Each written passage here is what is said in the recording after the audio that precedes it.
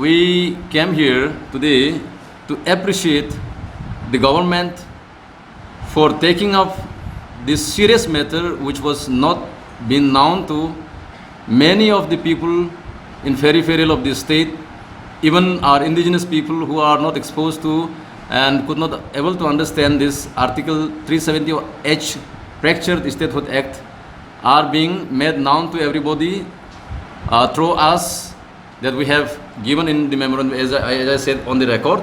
But I must say that there has been a political party and pressure group in earlier days when the Statehood Act was passed and given under Article 371H.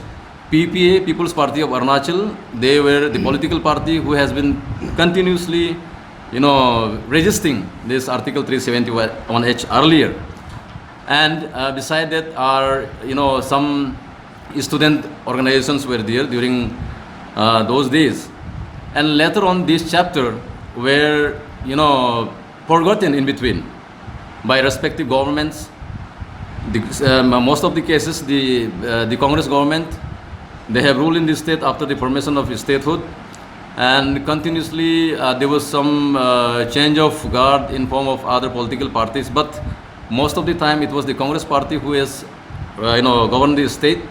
But they failed to address this major blunder that was created during the statehood days. I mean act when the Statehood Act was passed.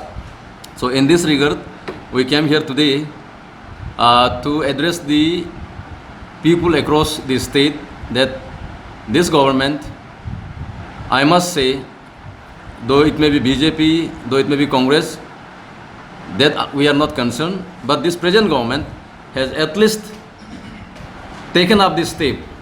आज इन लोगों ने एक step उठाया है कि article 371H को खारिज की ओर बढ़ते हुए इसको रीअमेंड करने के लिए कैबिनेट ने कल सुना है, हमको तो रिटर्न में नहीं मिला है, कल होम मिनिस्टर का तरफ से प्रेस कॉन्फ्रेंस से परसों सुना है कि इसका जो आर्टिकल 371H को रीअमेंड करने के लिए at par with article 371A के तहत मतलब जो है इसको रिजोल्यूशन जो है पास किया, कैबिनेट डिसीजन लिया है। आज सुना है कैबिनेट असेंबली भी बेहतर है और ये बहुत ही खुश वेरी हैप्पी न्यूज़ हम सब लोगों के लिए कि आज पहली बार स्टेट गवर्नमेंट ने एक मेजर डिसीजन ले करके ये मुद्दा उठा करके ये जो कि पहले हो जाना चाहिए था। So we are very happy and to give our applause to the government for this particular work we came here today. तो ये जो है बाकी सब लोगों को मालूम नहीं है, इसको हम लोगों ने पहले भी उठाया है और कोई पूछता है आर्टिकल 371H क्या है और ये क्या होता है, तो किसी हम लोग का जो सिटीजन्स को पता नहीं है। तो इसको बताने के लिए हम लोगों ने काफ़ी ट्राई किया। अभी शायद 10 साल का बाद में एटलीस्ट हम लोग का कंसिस्टेंट परसुएंस का बाद में 10 साल का बाद में हम लोग का सिटीजन का माइंड में कुछ आया है कि यस ये जेन्युइन मैटर है, क्योंकि आर्टिकल 371H के अंदर में हम लोगों का कोई राइट्स नहीं है। हम एज एन इंडिजिनियस, हम लोग जो है एज एन इंडिजिनियस बॉडी है, the owner of the land बोलता है, the owner of the forest, the owner of the river. हम लोग का ये जो है सिर्फ सस्पेंडेड एनिमेशन में था स्टेट जो है अभी तक। तो इसी चलते तो इसका जो है मेजर जो डिसएडवांटेज आर्टिकल 371H का सबको अभी मीडिया वालों को भी सब मालूम हो गया है कि अगर ये अमेंड अगर नहीं किया जाएगा तो देखिए गवर्नर का ज़्यादा पावर है। He can any given point of time if he finds that there is some impediments going on in the state, he can use that power and paralyze the system, the government, elected government here in this state, right? That much of power he has been given. So if we will re-amend this Article 371H at par with 371A, like that of Nagaland, we will be having our own rights on our mineral rights, forest rights, right?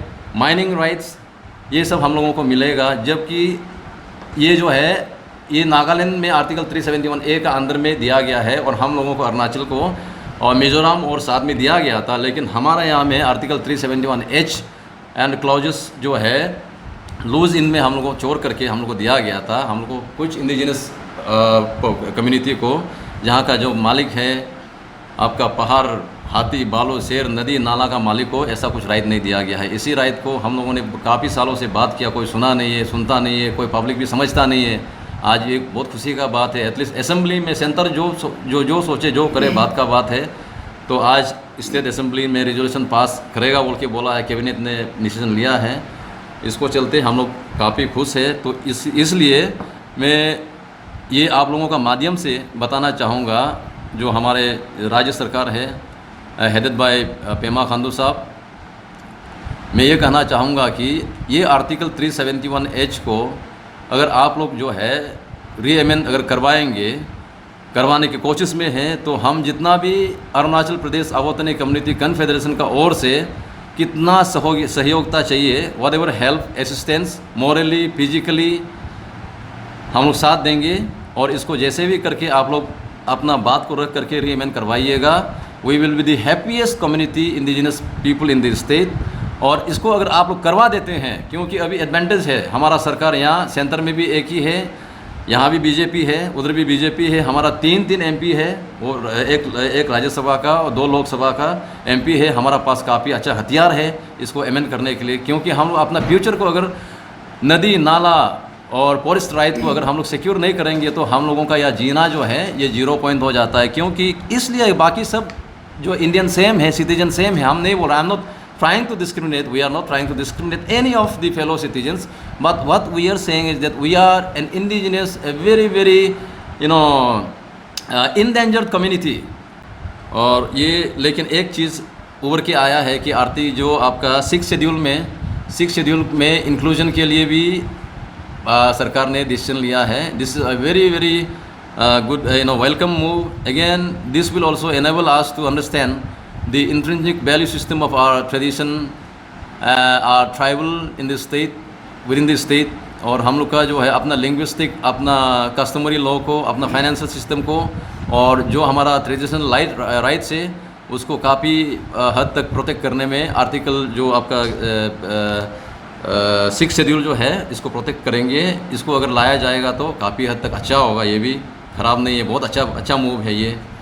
And third number जो है आपका, हम लोगों ने last time भी जब केव का meeting हुआ था तब भी बोला था, उसी आधार पर जो है केव का जो है रेस्ट्रिक्शन किया गया था, उसी आधार पर जो है आपका बंगाल ईस्टर्न फ्रंटियर रेजुलेशन, वो जो एक रेजुलेशन था, एक्ट नहीं था, तो हम लोगों ने ये प्रेशर डाला था सरकार को कि ये resolution can be scrap at any given point of time, BEFR। क्योंकि अभी तक जो है BEFR जो है हम लोग जो है इनर लाइन परमिट सिस्टम जो BEFR का अंदर में हम लोग चल रहा है, बैठा हुआ है, और ये एक एक्ट भी नहीं है, ये रेजुलेशन है।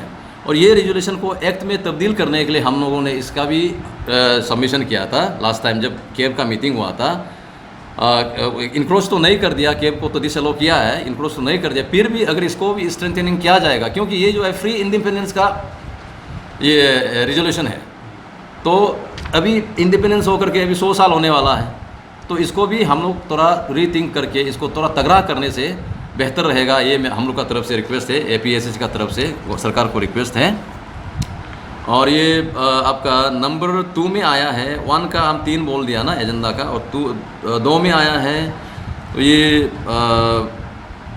बोलना तो नहीं चाहिए था, लेकिन ये भी एक अच्छा मुद्दा है, क्योंकि हम लोग बार बार तो आता नहीं प्रेस कॉन्फ्रेंस के लिए ना, साल में 1 बार 2 बार आता है, वो भी स्टेट का मैटर को लेकर के। ये भी स्टेट का एक जनरल जो सिविल मैटर है, तो इसको भी आप लोग को जानने देना ज़रूरी समझा है, इसलिए आप लोगों का ये हम लोग का एजेंडा में रखा है। ये जो है जो जिस तरीक़ा से पेंडेमिक ने हम लोगों को सिखाया, और काफ़ी लोग कुछ सीखा है पेंडेमिक को लेकर के, सीखने का बाद में एटलीस्ट जो एक इकोनॉमी को लेकर के, स्टेट का इकोनॉमी को लेकर के आप सब लोगों को थोड़ा पता भी हो गया है कि हम लोगों का थोड़ा सा यहाँ में स्टेट में इकोनॉमी तो पहले से बैलेंस तो नहीं था, लेकिन इसको फर्दर डिसबैलेंस करता है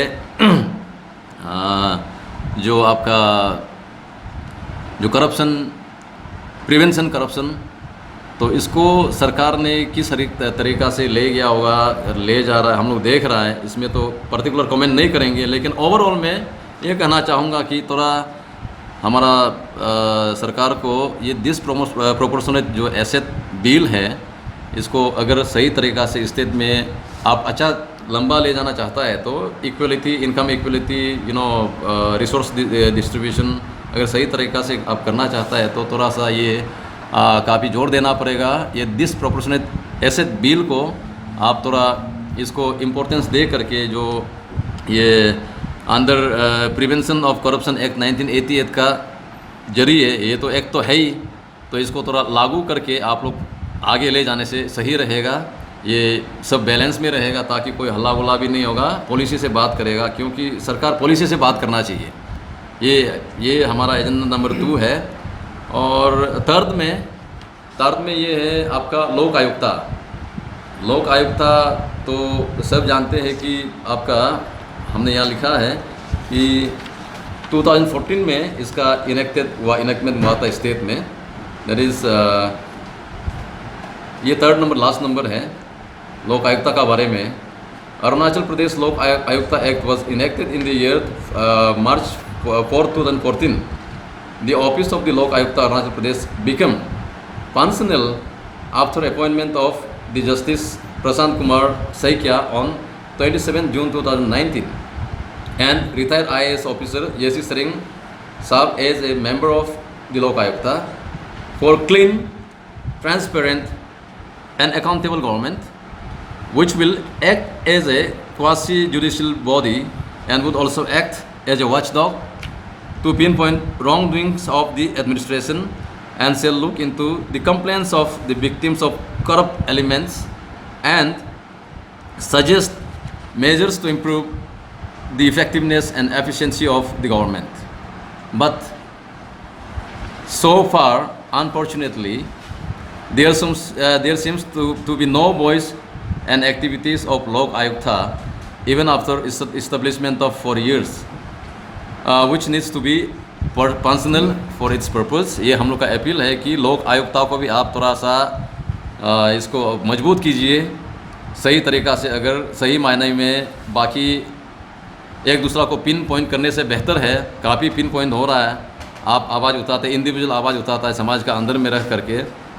ये अगर इसको इनेक्ट किया जाएगा, ये लोक आयुक्ता और डिसप्रोपोर्शनेट एसेट बिल को अगर अच्छा से सही से लागू किया जाएगा तो एक दूसरा को कोई मतलब कंप्लेंटबाजी करने के लिए मौका नहीं मिलेगा फ्यूचर में, ये हम लोग समझता है। इसलिए and for this purpose only आज हम लोग आए हैं अपना इच्छा जाहिर करने के लिए और अपना सजेशन देने के लिए और गवर्नमेंट को अपील करने के लिए। और at the same time article 371H को री अमेंडमेंट के लिए आप लोगों ने एक निर्णय लिया है, उसका चलते हम लोग सपोर्ट करते हुए सरकार को धन्यवाद देना चाहूँगा। एटलीस्ट ये स्टेप लिया है और इसके चलते हम लोग APSCC आप लोग का साथ में हर कदम पर साथ में हैं। Thank you.